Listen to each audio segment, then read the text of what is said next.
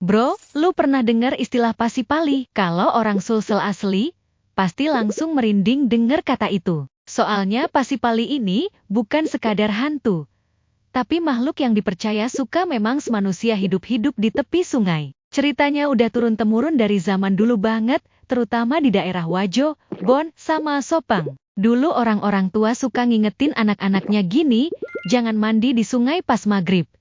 Nanti diambil pasipali. Awalnya sih dikira cuma dongeng buat nakut-nakutin anak biar nggak main sore-sore. Tapi, ternyata ada banyak cerita nyata dari warga yang katanya pernah lihat sendiri. Jadi begini bro, menurut cerita warga tua di sana, pasipali itu dulunya manusia juga. Dia tukang jual di pasar.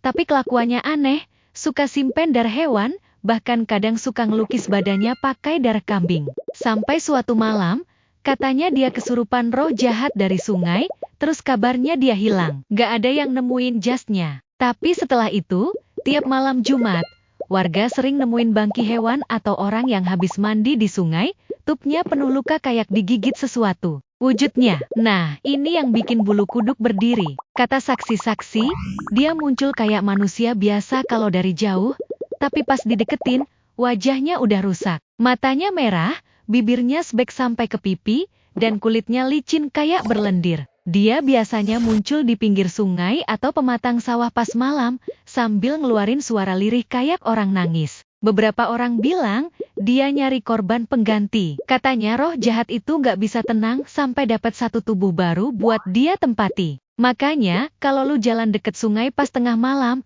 terus tiba-tiba ada yang manggil pelan. Tulung kah?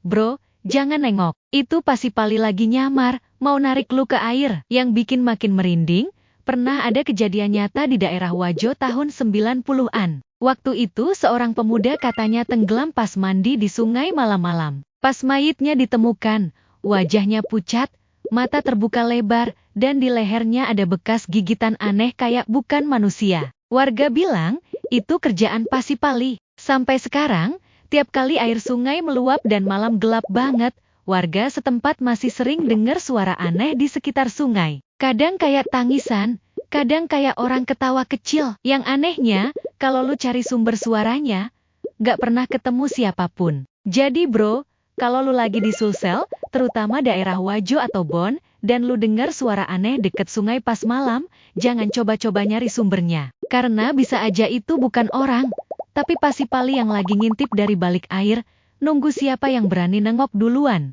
Lu masih berani mandi malam di sungai, bro?